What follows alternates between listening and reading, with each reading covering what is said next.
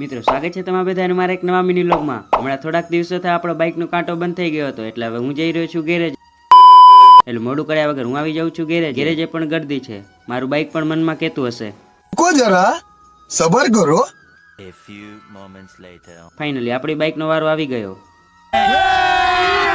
આપણું કામ તો થઈ ગયું, હું આવી જાઉં છું ઘરે અને હવે મારે જવાનું છે રાપર, પણ એક વસ્તુ સમી કરવા માટે જવાનું છે। तोबा तोबा तोबा थारा मूड खराब कर दिया। વસ્તુ મોટી છે, બાઇકમાં માયમ નથી, એટલે રિક્ષામાં લઈને જવું પડશે। એટલે હવે મોડું કર્યા વગર હું નીકળી પડું છું રાપર જવા। ભૂલ્યા વગર ફોલો અને સબસ્ક્રાઇબ કરતા જાજો। રાપર તો આવી ગયા અને હવે દવાખાને તેનું ઓપરેશન ચાલુ થઈ ગયું છે। મિત્રો 2 દિવસ લાગશે ચાલુ થતા, પછી કુલરને તો એના દવાખાને રાખી દઉં છું। પછી હું અહીંયા થોડીક વાર બેસું છું, બેઠા બેઠા એક બાટલી પર ઠપકારી દઉં છું। મિત્રો બસની બહુ જ વાટ જોઈ, પણ બસ આવી જ નહીં, એટલે છેવટે આ હેલિકોપ્ટરમાં જ જવું પડશે। મિત્રો હું પહોંચી ગયો છું ઘરે। વ્લોગને કરીએ પૂરો। જય શ્રી રામ।